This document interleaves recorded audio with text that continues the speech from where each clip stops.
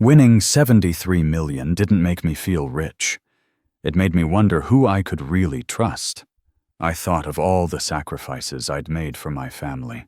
Then I asked myself, would they do the same for me? So I asked my family for help, pretending I had nothing. Most turned away. Some laughed. Some acted like I was a burden. I felt like I was standing in the dark, reaching out and finding only empty air, until one hand reached back. Only one. Now, before I share what happened next, I'd be grateful if you'd consider giving it a thumbs up. The foreclosure notice sat on my kitchen table like a death certificate. 3 months behind on mortgage payments, it said. Final warning in bold red letters that seemed to pulse with each heartbeat. My hands shook as I counted the last $47 in my wallet, spreading the bills across the scratched wooden surface. 2 20s, a 5, and 2 1s. Everything I had left in the world, or so my family would believe. The locked drawer beside the stove held secrets that would change everything, but not yet. Not until I knew the truth about the people I'd spent my whole life loving. I picked up my new phone, the cheap prepaid one I'd bought last week after supposedly losing my old one. The plastic felt cold and unfamiliar in my hand. My fingers hesitated over Vaughn's number. My eldest son, 42 years old, successful real estate developer, owner of 3 luxury properties. The same boy whose fever I'd sat with through endless nights, whose baseball games I'd never missed despite working double shifts. Now he drove a Tesla and wore watches that cost more than I'd made in a year as a welder. The phone rang 4 times before he answered. "Dad? What is it? I'm about to head into a meeting." His voice carried that perpetual edge of impatience, sharp as broken glass. Behind him, keyboards clicked and phones rang, the soundtrack of money being made. I forced my voice to crack, letting 50 years of manual labor seep into my tone. "Son, I need to talk to you. It's about the house." The silence that followed lasted long enough for me to hear him typing, his attention already divided. "Dad, if this is about borrowing money again," the accusation stung, even though it was part of my plan. I'd never asked him for a dime, but somehow he'd rewritten history to make himself the victim of requests never made. "I'm not asking for money, Vaughn. I'm losing the house. The bank's foreclosing." My voice broke on the last word, and this time it wasn't entirely an act. "How did you let it get this bad? You should have planned better, invested smarter. I told you about those mutual funds 10 years ago." Yes, he had, right after his bonus cleared and right before he bought his second Mercedes. "Look, I'll come by tonight. We'll figure something out. Maybe a reverse mortgage or something. But Dad, you really should have been more careful." The line went dead before I could respond. The doorbell rang at exactly 7:30 that evening. When I opened the door, Vaughn wasn't alone. A man in a gray suit stood beside him, carrying a leather briefcase that gleamed under the porch light. "Dad, this is a specialist in distressed properties from the bank." No name, just a title, reducing the man to his function. They entered my home like appraisers, their eyes already calculating square footage and resale value. They sat in my living room, where Vaughn had opened Christmas presents 35 years ago. The banker spread papers across my coffee table with clinical efficiency, his manicured fingers pointing at terms and percentages. "A reverse mortgage would allow you to stay in the home while accessing equity," he explained in a tone reserved for children and the senile. "Or we could explore a short sale, minimize the damage to your credit."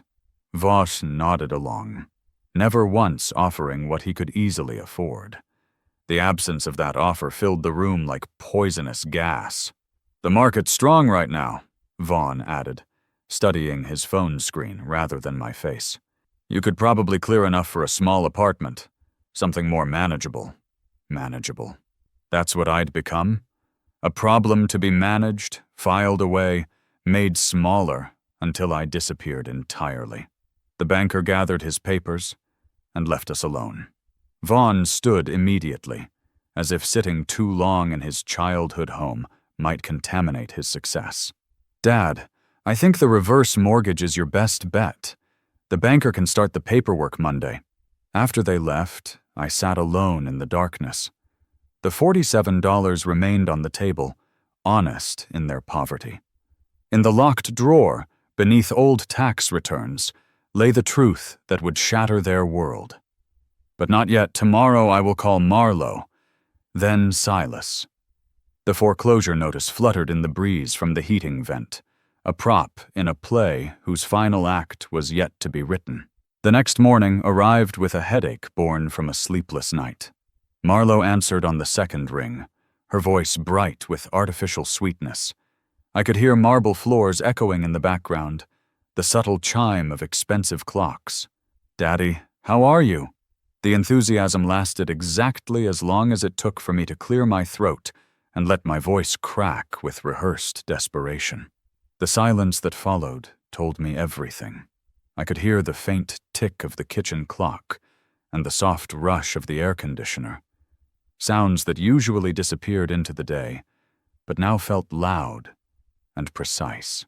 When she finally spoke, her voice slipped into the tone she used for charity cases, gentle and distant at the same time. "Oh, Daddy, how did this happen?" I pictured the glossy invitations from years ago and the orchids she had insisted be flown in, white blooms that smelled faintly of soap and money. Now she suggested senior communities with payment plans, her words smooth as polished stone. "Have you talked to Vaughn?" she asked, already searching for another back to carry the weight. I said that I had. She sighed, a long theatrical breath that fluttered the phone's small speaker. "Well, Daddy, you know Richard and I would love to help. But the market has been volatile, and we just put it in the pool." I could almost hear water glinting under sunlight I would never be invited to enjoy. "I just need somewhere to stay for a few weeks," I said, letting my voice thin at the edges. "Just until I figure things out." The pause stretched until it felt like a rope pulled tight. "Daddy, you know Richard does not like disruptions. His work is very stressful. Besides, the guest rooms are being renovated." All three of them, apparently, were busy at once. "Maybe a reverse mortgage. Or there are lovely communities with payment plans." The phrases clicked like coins on a counter. I thanked her and ended the call, the screen going black and reflecting my face back at me in a small gray square. I called Silas next, my younger brother who had spent 65 years perfecting the art of failed ambition. The line picked up against a clatter of plates and the hiss of a fryer. I knew he could not afford anything beyond fast food, yet he wanted me to hear bustle, wanted me to think of success. Well, Big Brother needs something." His voice carried a vinegar edge that had been fermenting for years. "I am losing the house, Silas." The lie slid into my mouth until it felt like the truth. He laughed, a hard sound like broken glass spilling onto tile. "Karma is a thing, is it not? Remember what you told me 5 years ago? Learn responsibility. Stop throwing good money after bad." The 40,000 I had already given him had vanished into nights he called ventures. "Good luck," he said, and the call died with a flat click that left my ear ringing. That afternoon the doorbell chimed, a small silver tone that felt almost polite. The banker from the day before stood on the stoop. No entourage, no performance. The sun was high, and the porch boards were warm under my feet. "Mr. Morrison?" I wanted to follow up privately. He handed me a plain white card. The paper felt thick and dry. "That is for a social worker who specializes in elder advocacy." Just in case. The word advocacy hovered between us like a bridge I could step onto if I chose. He did not explain more. He did not need to. Even strangers could see what the family refused to name. That evening I sent a group text asking for a family dinner on Sunday to talk. The blue bubbles pulsed, then arrived with different temperatures. Vaughn could spare an hour. Marlowe preferred a public restaurant.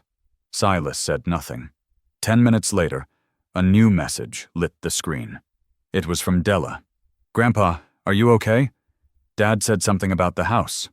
I sat with the glow on my hands and thought of the girl who watched from the edges, the one who noticed what adults hoped to hide. At 19, she studied pre-med on scholarships and loans, while her father drove cars worth more than her tuition.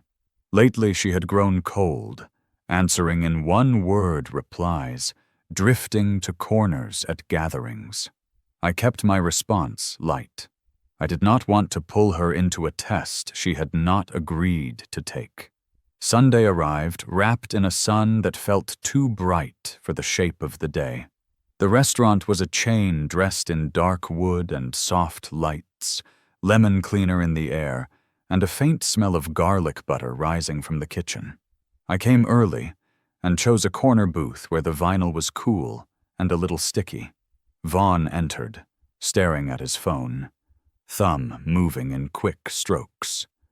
Marlowe followed with perfume, like citrus and powder, kissing the air near my cheek while checking her reflection in the window. Silas never showed, later texting about a business opportunity that would not survive the week. Then Della appeared, unexpected as rain on a clear day. She wore a college sweatshirt with frayed cuffs and her hair pulled back without care. She slid in beside me instead of across, and for a heartbeat her hand rested on mine. It was small and warm and steady.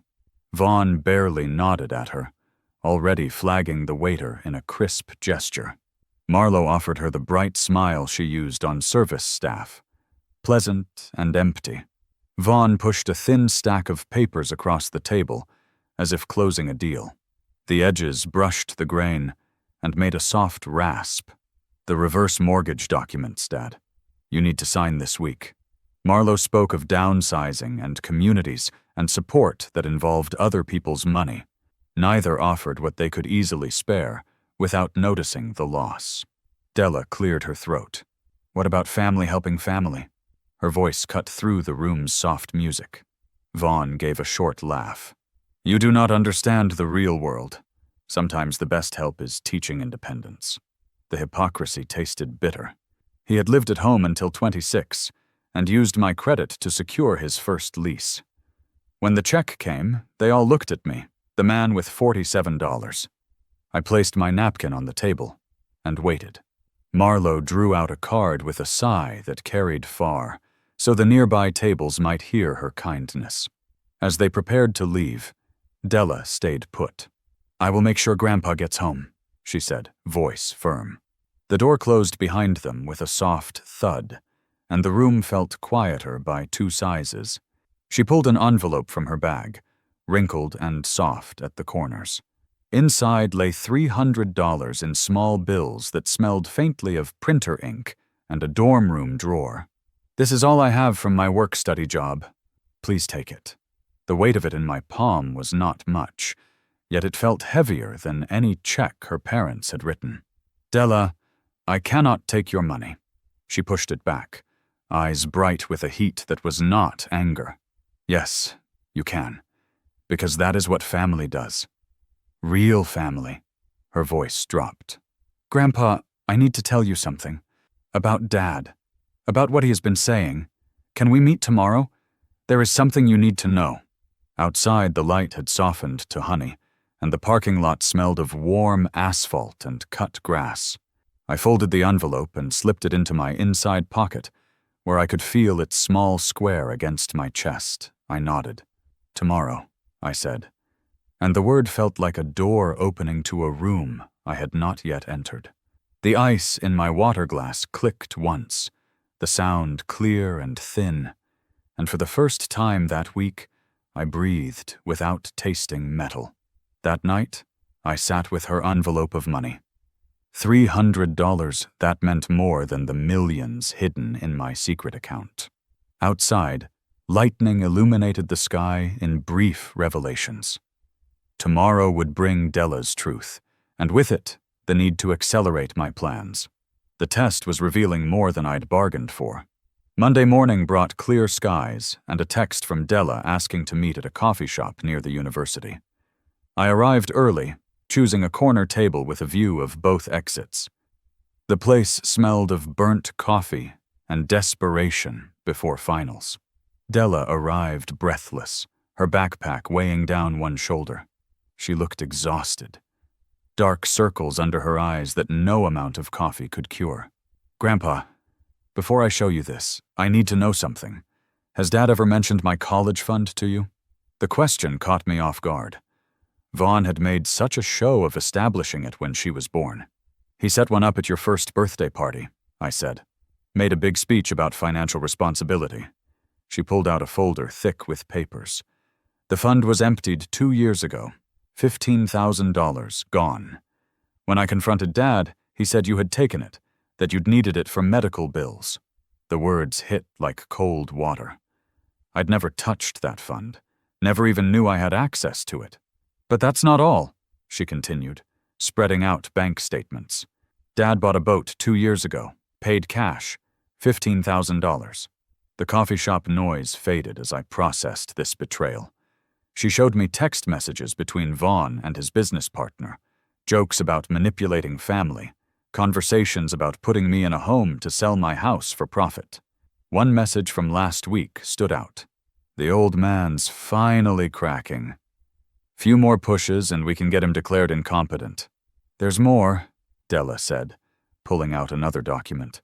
"Dad asked me to get your signature on this. He said it was for insurance." She showed me power of attorney papers. He was moving faster than I'd anticipated, trying to gain control before I could react. "I'm so sorry, Grandpa. I believed him when he said you stole from me. That's why I've been so cold. But things didn't add up, so I started investigating." She pulled out one more document, a lease agreement. "I've been saving from work, study, and plasma donations. I found a small apartment near campus. 2 bedrooms. Move in with me, Grandpa. Get away from them before they do something we can't undo." The offer was pure, the opposite of everything I'd experienced from the rest of my family. I declined gently, though part of me wanted nothing more than to accept. But the test wasn't complete. That afternoon, I drove to Vaughn's office building. The security guard waved me through with sympathy that suggested everyone knew about my troubles. Vaughn's secretary looked uncomfortable when I arrived. "Your father is here," she announced through the intercom, and I could hear Vaughn's sigh from 20 feet away. His office was all leather and chrome, certificates covering one wall like expensive wallpaper. He sat behind his massive desk while I took the client chair. "Dad, since you're here, we should discuss the reverse mortgage. The papers need signing this week." I nodded absently, then asked about family photos on his desk. There was one of him and his wife, one of his wife's family, but none of Della. The absence screamed louder than any accusation. Before leaving, I stopped at his secretary's desk. She was eating a sad salad, probably all she could afford, despite working for a millionaire. "How's your mother?" I asked. Her eyes filled with tears. "The medical bills are overwhelming, but I'm managing." I made a mental note for later, another name for the list of people who deserved help they'd never ask for. Wednesday brought an unexpected visitor. Vasan Suman appeared at my door, looking haggard. "I need to talk to you," she said. She sat in my living room and began to cry. Real tears, not the performed kind. "I found out about Della's college fund. I found out about the boat. I'm leaving him." She revealed more, affairs disguised as networking, business deals that skirted legality, contempt for anyone he deemed beneath him. But stealing from his own daughter? That's unforgivable. Thursday's mail brought legal documents from 3 law firms, all attempting to have me declared incompetent. My lawyer called within hours. I'd hired him quietly after winning the lottery, keeping everything secret. "They're fishing," he said with amusement. "Every allegation is baseless. We have extensive documentation proving your competence."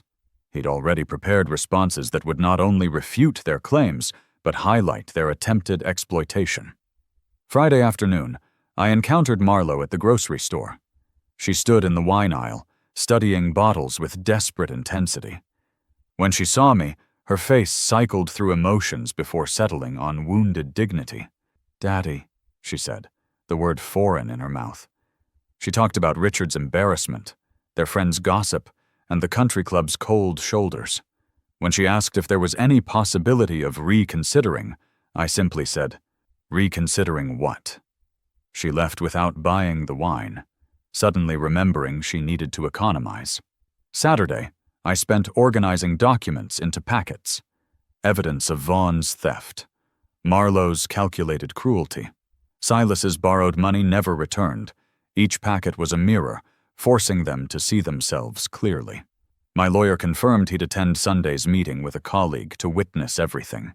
The social worker had also confirmed, bringing someone from Adult Protective Services. The banker would be there too. Even Vaughn's secretary had asked to attend. The more witnesses, the better. That evening, I wrote letters to each of them. Not to give tomorrow, but to leave when my time came. The letters to Vaughn and Marlowe were short. The letter to Silas was longer, mourning the boy he'd been. But Della's letter took hours, filled with pride and love. I sealed them all and put them in my desk drawer, next to documents that would soon change everything. Sunday morning dawned clear and bright. I dressed in my best suit, the one from my wife's funeral. In the mirror, I saw an old man who'd worked every day of his life, hands scarred from welding, back bent from carrying more than his share, but also someone who'd finally had enough. The test was over. The results were undeniable. I arrived at the restaurant an hour early, meeting with my lawyer and his colleague. The private room had been set up for 12 people. The lawyer had brought a laptop and printer for any necessary documents. His colleague set up a discreet recorder. The social worker arrived next with her companion from Adult Protective Services. The banker came shortly after. Vaughn's secretary arrived last among the witnesses, nervous but determined. Della was the first family to arrive, exactly on time. She hugged me tightly, whispered she loved me no matter what, then sat beside me. Vaughn and his wife arrived 5 minutes late. He surveyed the room with calculating eyes, noting the strangers. His wife looked like she was attending a funeral. Marlowe and Richard arrived in a cloud of perfume and false concern. Silas arrived last, alone, wearing that same tired suit. I stood slowly, feeling every eye focus on me. "Thank you all for coming. You're here because I said I had an announcement about my future. That's true, but it's also about your futures and the past that brought us here." I picked up the first packet and slid it to Vaughn. "This is what I learned about you." His face changed as he saw the emails, the evidence of the stolen college fund, the texts about putting me in a home. The color drained as he realized I knew everything.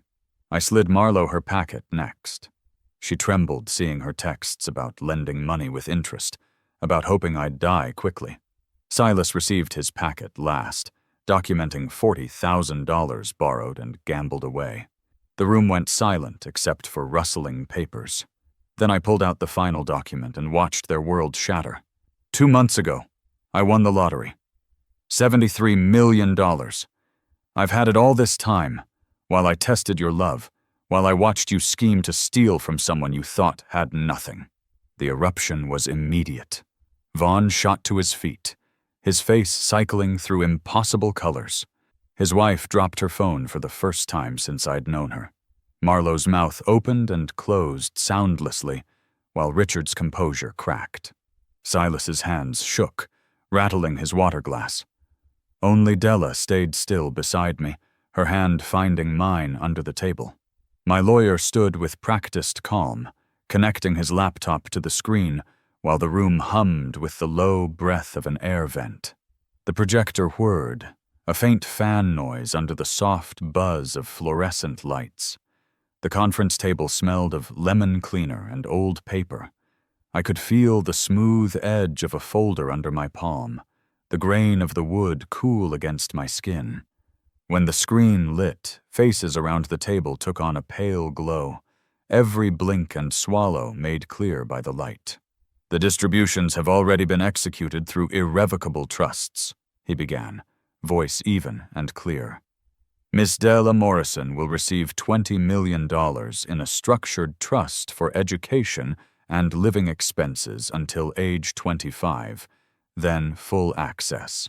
I watched Vaughn's jaw harden as he did the math, his mouth tightening as if the number had a taste. Mr. Vaughn Morrison, Ms. Marlowe Richards, and Mr. Silas Morrison will each receive $1 million upon Mr. Morrison's passing. The remaining $50 million has been allocated to charitable organizations that support homeless seniors and struggling students. The words landed like stones in still water, each clause sending quiet ripples across the table. The banker shifted, pen clicking once, then going still.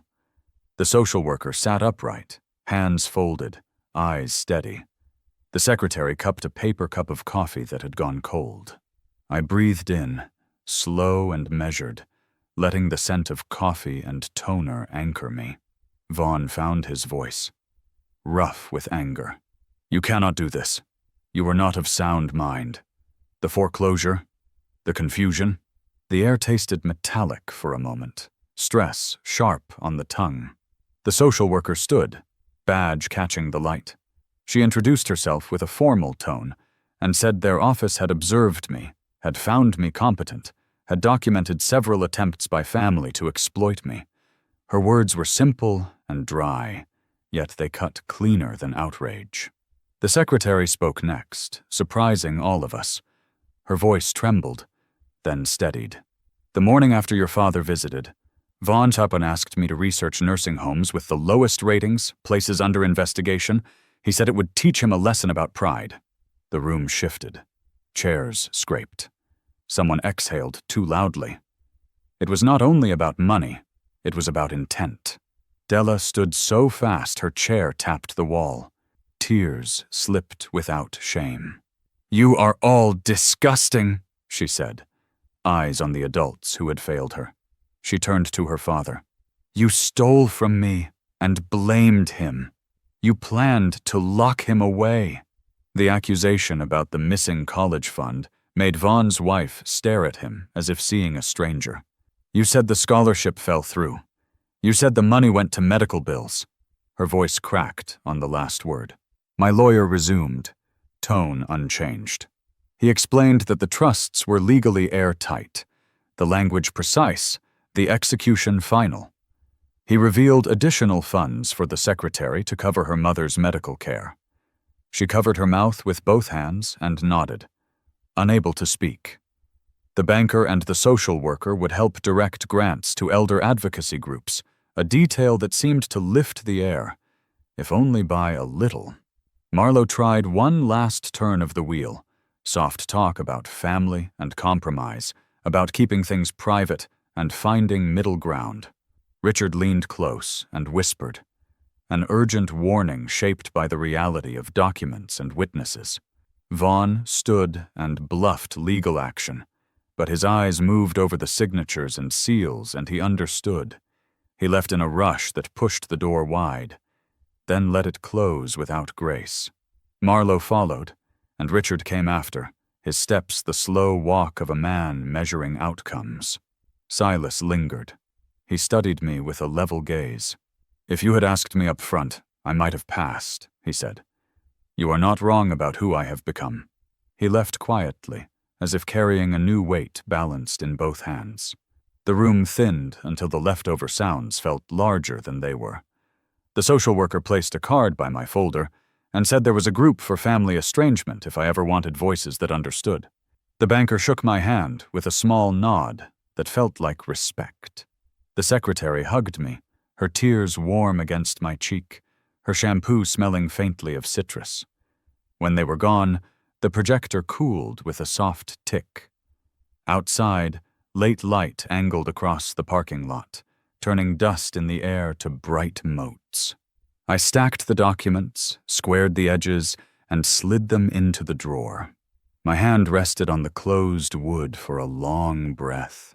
In the quiet, I could almost hear the future turning. A girl would have tuition and a safe home until she came of age. A line of seniors would find warm beds and hot meals. A handful of students would get books and time and a chance. The room still smelled of coffee and paper and something like rain, as if a storm had just passed and the ground, at last, could drink. Soon it was just Della, my lawyer, and me. Della read through her trust documentation with disbelief. $20 million is too much, Grandpa. But I'd calculated carefully.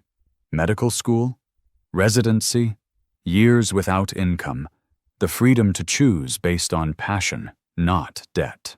The lawyer handed her another envelope with a letter I'd written and a photo from when she was 5. She read it silently, then looked up with more love than I'd seen from family in decades. Thank you for believing in me. Thank you for seeing who I really am. Monday morning brought 17 voicemails and 43 texts, my phone vibrating constantly on the kitchen table like an angry insect trapped under glass. The notifications lit up the screen in waves, each one a desperate attempt to rewrite the narrative of the past week. I picked up the phone, its weight familiar in my palm, and deleted them all without reading or listening. Each swipe was a small act of liberation, clearing space for something better than their excuses and accusations. By noon, the doorbell rang with the insistence of someone who wouldn't be ignored. Through the peephole, I saw Vaughn standing on my porch with another man in an expensive charcoal suit, carrying a leather briefcase that probably cost more than most people's monthly rent. The attorney was young, maybe 35, with the aggressive posture of someone who'd learned intimidation in law school, but hadn't yet learned when not to use it. Vaughn's face was haggard, his usual perfect grooming abandoned. His shirt was wrinkled, yesterday's or maybe the day before, and his jaw showed 2 days of stubble that made him look desperate rather than casual. The attorney beside him was everything Vaughn wasn't that day. Pressed, polished, ready for battle. "Dad!" Vaughn called through the door, his voice carrying that false concern he'd perfected over years of manipulation. "We need to talk. This is my attorney. He specializes in elder law." The irony wasn't lost on either of us. An estate attorney specializing in elder abuse, here to argue that I, with all the money and power, was somehow the victim rather than the perpetrator. I opened the door but didn't invite them in, standing in my doorway like a guardian of my own space. The attorney launched into his prepared speech about undue influence and suspicious timing, his voice taking on the courtroom cadence of someone used to swaying juries. He struggled to apply terms like predatory and exploitation to someone who had given away $20 million rather than taken it. His words twisted in linguistic gymnastics, trying to make generosity look like senility, trying to paint Della as a manipulator when she'd been 16 when this all started. "Your client's mental state," he was saying, "at the time of these transfers raises serious questions about capacity and potential coercion." That's when the official vehicle pulled up, a white sedan with the state seal on the door. The social worker stepped out, the same one who'd been documenting everything for months. She walked up the pathway with measured steps, carrying a manila folder that seemed to glow with vindication in the afternoon sun. "Gentlemen," she said, her voice professionally neutral, but her eyes sharp with purpose. Perfect timing. She handed the attorney the folder without ceremony. Documentation of every attempt at coercion, every threat of institutionalization, every forged medical document, every plan to exploit Mr. Sterling for profit. 3 months of investigation, all admissible in court. The attorney's confidence drained from his face as he read, the color leaving his cheeks page by page. His eyes darted between the documents and Vaughn, understanding dawning that he'd been hired to defend the criminal, not prosecute the victim. He closed the folder carefully, handed it back to the social worker, and walked to his car without a word, abandoning Vaughn on my porch like garbage he'd suddenly realized was toxic. Tuesday came gray and drizzly, the kind of weather that made everything feel muffled and distant. Della arrived for dinner at 6, her car pulling into the driveway with the comfortable familiarity of routine. She brought Chinese takeout from the good place downtown. Not the one that had declined, but a new restaurant run by a young couple who cared about their food. She filled my kitchen with normal sounds. The rustle of paper bags, the clink of plates being set out, the hiss of soda being poured over ice. We ate at the small table by the window, watching the rain streak the glass, talking about everything except the family drama that swirled around us like smoke from a distant fire. "I withdrew from Dad's phone plan today," she said between bites of orange chicken, the words casual, but the action significant. "Got my own plan. Small step, but it feels huge." She told me about reactions at school to her inheritance, how friends who'd ignored her for years suddenly wanted to hang out, how they'd disappeared just as quickly when they learned the money was locked in trust until she was 25. The fair weather friends had shown their true colors in less than a week, leaving her with the 2 or 3 real relationships that mattered. "It's actually kind of liberating," she said, spinning lo mein on her chopsticks. "Now I know who actually likes me versus who likes what they thought I could do for them." Wednesday brought an unexpected visitor. Vaughan's wife stood at my door alone, looking like she'd aged 5 years in 5 days. Her usually perfect appearance was abandoned, her hair pulled back in a simple ponytail, her face bare of makeup. She looked real for the first time since I'd known her. "Can I come in?" she asked, and something in her voice made me step aside. She sat on my couch and cried real tears, not the decorative kind she'd produced at social events, but ugly, raw sobs that shook her whole body. She told me about the marriage she thought she had versus the one that actually existed. The affairs she'd pretended not to know about, 3 that she was certain of, and more she suspected. The business deals that skirted legality, using her signature on documents she didn't understand. The credit cards in her name maxed out on expenses she'd never authorized. "But stealing from Della," she said, wiping her nose with a tissue I'd handed her. "That's unforgivable. She's a child. She trusted him. We all trusted him. She was divorcing him, and had already filed the papers. She wanted me to know that not everyone who married into this family was blind to its dysfunction, that some of us had just been trapped by it, until something like my test revealed the exit doors. Thursday brought legal documents from 3 different law firms, all attempting various angles to contest the distributions. My phone rang while I was reading them, my lawyer's name appearing on the screen. His voice carried amusement rather than concern. "They're grasping at straws," he said, and I could hear him shuffling papers on his end. "Every allegation they're making can be disproven with documentation. Mental incompetence? You passed a cognitive evaluation 2 weeks before the dinner. Undue influence? Della was 16 when you started planning this, hardly in a position to manipulate anyone." He paused, and I heard the smile in his voice. "More importantly, the social worker has initiated a criminal investigation into Vaughan's attempted exploitation. The forged medical documents alone could mean prison time. He should be worried about his freedom, not your money." Friday came bright and cold, the kind of November day that made the air feel clean and sharp. I encountered Marlo at the grocery store, both of us reaching for the same brand of coffee we'd been buying for years. She looked smaller somehow, her designer clothes replaced with simple jeans and a sweater, her face tired in a way that makeup couldn't hide. She launched into a monologue about Richard's embarrassment at the country club, how their friends whispered about them at social events, how invitations had stopped coming once word spread about the test, and her reaction to it. She talked about the unfairness of it all, how one dinner had ruined everything, as if the dinner was the problem rather than what it had revealed.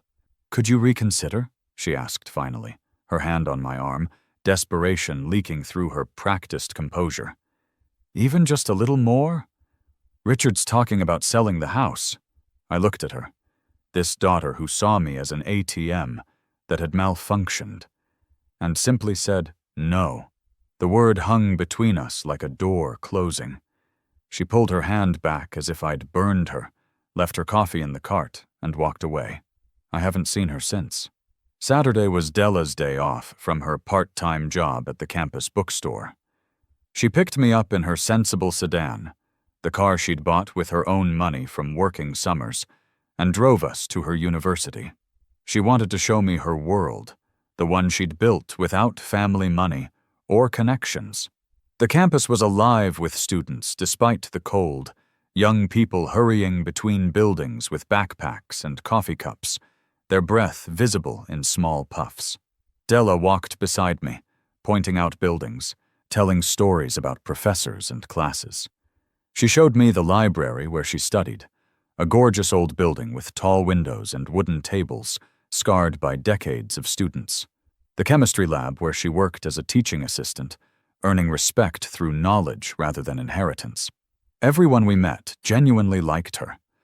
Not the calculated friendliness people show to wealth, but real warmth toward someone who helped others understand organic chemistry and stayed late to tutor struggling students. She'd been accepted into an accelerated pre-med program that would have cost a fortune, but now she could accept without mortgaging her future. I can actually do it now, she said, her eyes bright with possibility. I can become a doctor without drowning in debt. I can choose residencies based on what I want to learn, not what pays enough to cover loans. The joy in her eyes was worth every penny of the 20 million, worth every lost relationship with my biological children. Sunday marked 1 week since the revelation. I sat in church listening to a sermon about the prodigal son, but my children showed no humility, no recognition of wrongdoing, no desire for genuine reconciliation. They wanted the inheritance without the relationship, the money without the meaning. After service, I drove to the cemetery where my wife lay under a simple headstone. The grass was brown with November's touch, but fresh roses sat in the holder, red against the gray stone. Della had been here recently, probably early this morning before her shift. I told my wife about the test, about the family we'd built together that had crumbled under the weight of its own greed. I told her about Della, about the granddaughter we'd raised, who had become the only true family I had left. The wind picked up, rustling the dried leaves, and for a moment it felt like acknowledgement, like understanding, like forgiveness for what I'd had to do. Monday of the second week brought a letter with no return address. My name and address printed in careful block letters. Inside was a check for $40,000, signed by Silas. No note, no explanation, just the full amount he'd borrowed over the years. I deposited it, but felt no satisfaction. Money had never been the point. The point had been whether they saw me as a father or a fund, and I had my answer. Tuesday, another envelope arrived with no return address, this one containing a photograph. It showed Vaughn, Marlowe, and Silas at an upscale restaurant, their heads bent together over drinks. The timestamp in the corner showed it was taken 3 weeks before my test began. On the back, someone had written, "They were planning something. Thought you should know." I recognized the handwriting. It was the secretary from Vaughn's company, the one he'd fired after she'd refused to forge documents. She'd taken the photo because something had felt wrong, an instinct that had proven correct. The conspiracy predated my experiment.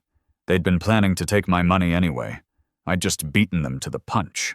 Wednesday brought a call from my lawyer, his voice carrying news that felt like vindication. The 3 law firms had withdrawn from Vaughn's case after reviewing the evidence. More importantly, the criminal investigation had expanded.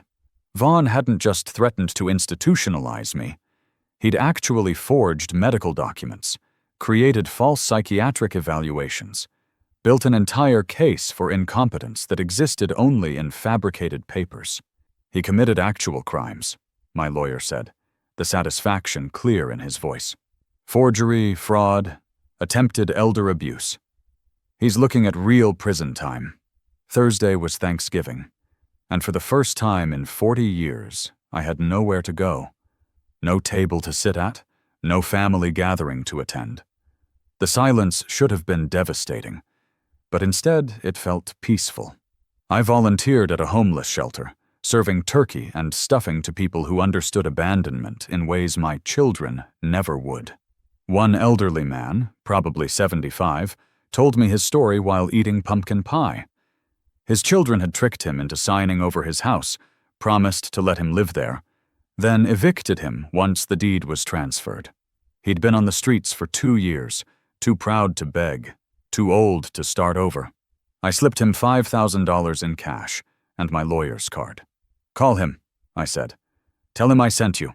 He'll help you get your house back or get you into somewhere safe." The man cried, his tears falling onto the money. And I realized this was what family should be. Strangers choosing to help each other, not blood relatives scheming to steal. Friday brought Della with coffee and donuts, skipping Black Friday sales to spend time with me. She'd received news that morning. Acceptance into a program that would fast-track her to medical school, the program she'd dreamed of but never thought possible. Now she could accept without decades of debt hanging over her future like a storm cloud. "You did this," she said, hugging me with flour and sugar still on her fingers. "You made this possible." But I hadn't, not really. I'd just removed the obstacles. She'd done the work, earned the grades, and impressed the professors. The money just meant she could fly without chains.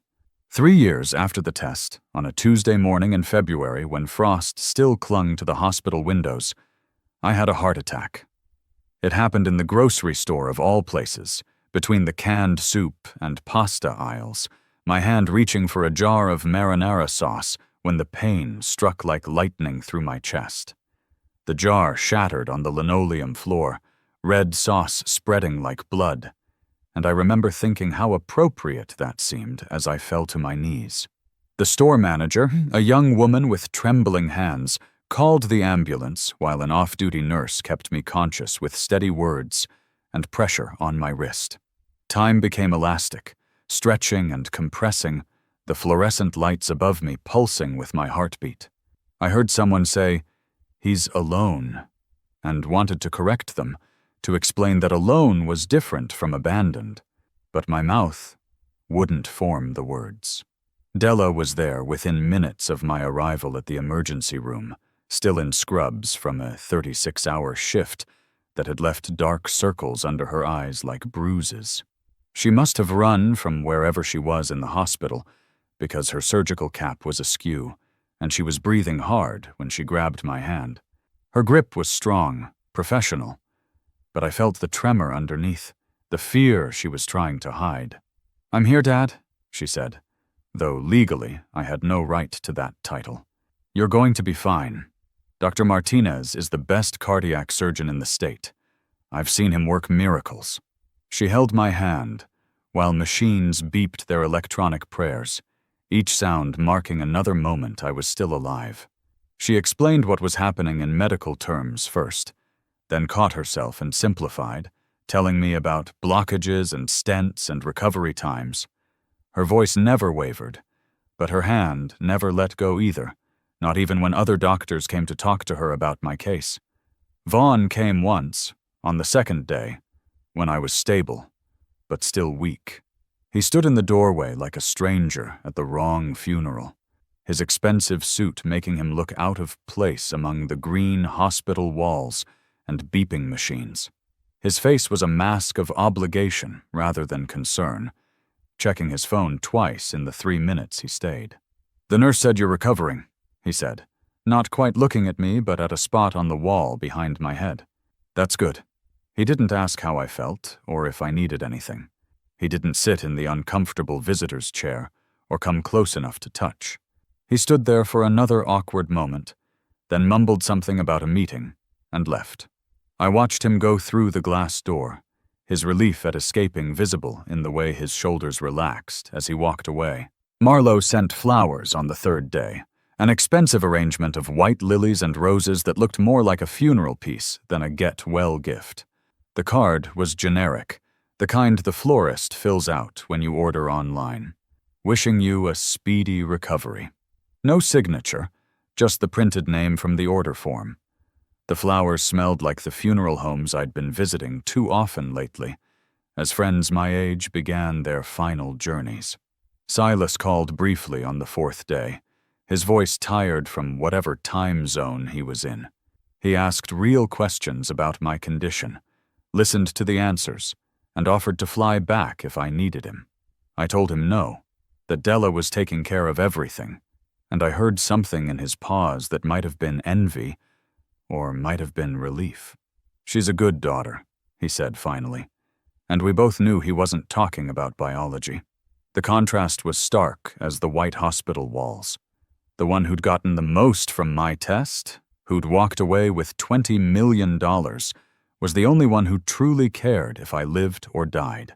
The ones who'd gotten less had used that lesser amount as an excuse to care less, too, as if love could be measured in percentages and ratios. I recovered slowly, like learning to walk again, but for my heart. The cardiac rehabilitation center smelled of rubber mats and determination, filled with people relearning how to trust their bodies. I moved closer to Della after my release. Not into her house, but to a small apartment 2 blocks from the hospital where she worked. Close enough for dinner when she wasn't exhausted from saving other people's lives. Far enough to maintain the boundaries that made our chosen relationship work. The apartment was on the 3rd floor of a building built in the 70s, with windows that didn't quite seal, and radiators that clanged like ghost drummers in the night. But it had good light in the mornings, and a view of the park where Della sometimes jogged before her shifts. I could see the hospital from my kitchen window, its lights a constellation of hope and despair that never went dark. We developed a routine that felt more like family than anything I'd had before. Tuesday dinners when she wasn't on call, usually takeout eaten at my small kitchen table, while she told me about her cases. Carefully anonymized, but full of the passion that made her a great doctor. Sunday morning coffee, when she could manage it, both of us reading in comfortable silence, the newspaper for me, and medical journals for her. 5 years after the test, on a perfect June day when the air smelled of cut grass and possibility, I walked Della down the aisle. The church was small, one of those historic chapels that seated maybe 50 people, with stained glass windows that threw rainbows across the white dress she'd bought secondhand and altered herself. Her groom, Marcus, was a pediatric nurse who loved her before knowing about the trust, who'd fallen for the exhausted resident who sang to herself during long shifts and brought coffee for the entire nursing staff. He looked at her the way I'd once looked at my wife before money became more important than meaning, with wonder that someone so extraordinary had chosen him. The wedding was small by choice, not circumstance. Intimate rather than exclusive. Vaughn wasn't invited.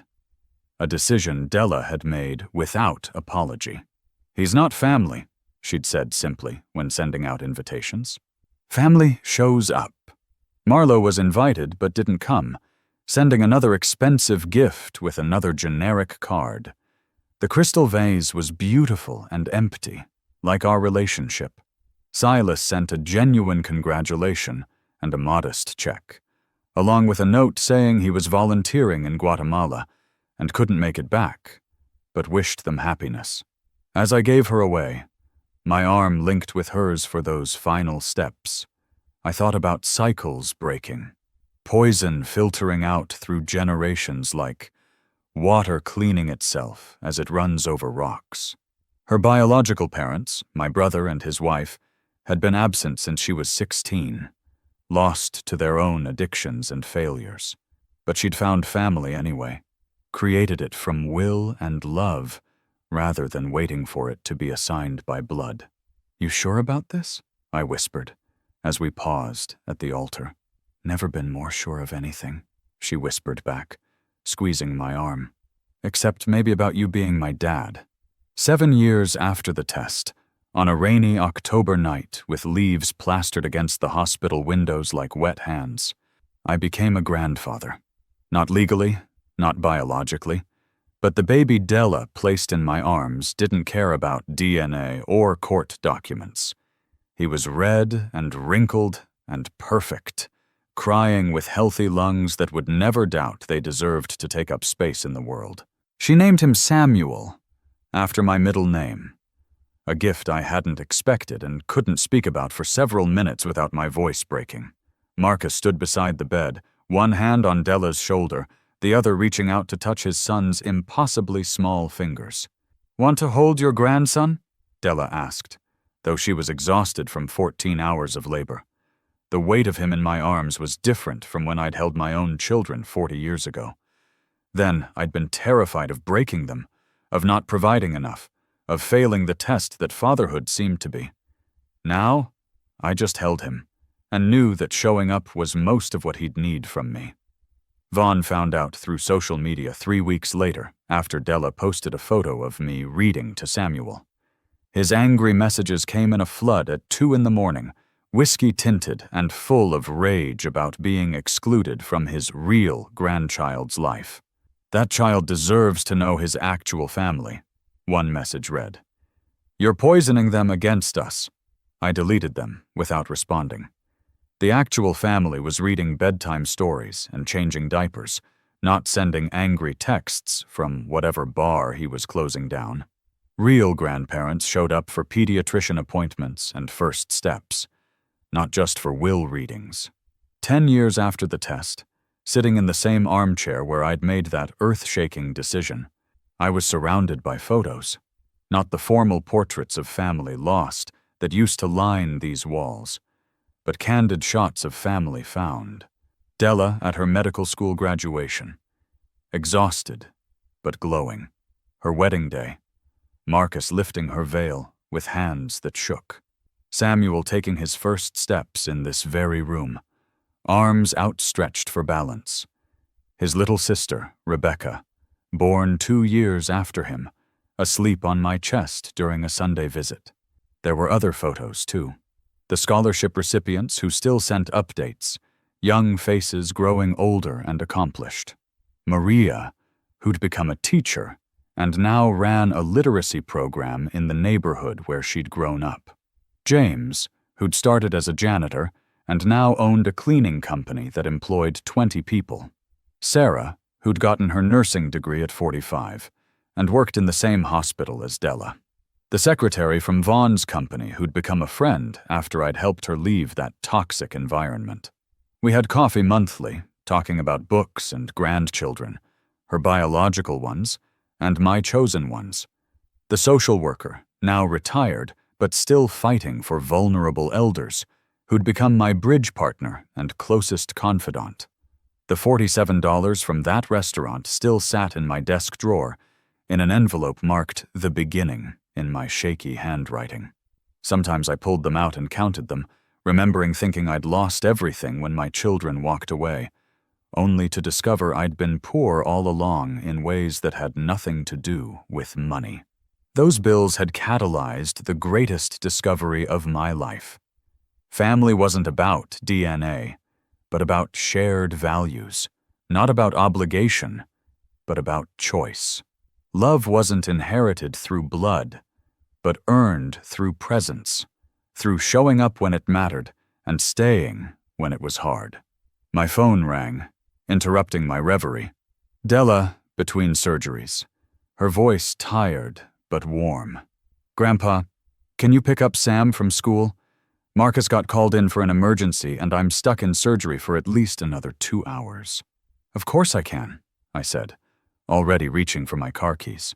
That's what real families did, filling the gaps without keeping score. As I drove to the school, I passed where that restaurant had been 10 years ago. It was something else now, a chain coffee shop with generic furniture and overpriced drinks, but the memory remained vivid. The test that had destroyed one family had created another, better one. Samuel ran to me when he saw me, his backpack bouncing, calling Grandpa with pure joy that needed no qualification. He didn't know about the test, the money, the fracture that had reshaped everything. He just knew I was there, would always be there, that I was the one who read him stories and taught him to tie his shoes, and never missed his school plays. Walking to the car, his small hand in mine, still sticky from whatever they'd had for snack time, I thought about legacy. Vaughn, Marlowe, and Silas would still get their million when I died. The trust ironclad despite everything. But Sam and his sister, and any siblings that might come, would get something more valuable. The knowledge that love wasn't a transaction, that showing up mattered more than showing off, that family was something you built daily through small acts of care rather than something you inherited through accident of birth. "Grandpa," Sam said as I buckled him into his car seat, "can we get ice cream?" "What would your mother say?" I asked, though I was already planning which shop to stop at. "She'd say to get chocolate," he said with a grin that was pure Della, mischievous and certain. We got chocolate, and strawberries too, eating it in the park despite the October chill. His face covered in ice cream, chattering about school and friends and the book he was reading. I thought about wealth. Real wealth was this moment, this chosen grandchild, this family built from love rather than law. The $47 in my drawer had not been changed from a restaurant bill. They had been the price of admission to a better life, folded into a small stack that smelled faintly of ink and grease and someone else's kitchen. A reminder that value can arrive in plain paper. The drawer slid on dry runners with a soft rasp, and the bills whispered against one another when I counted them again, a habit I could not shake.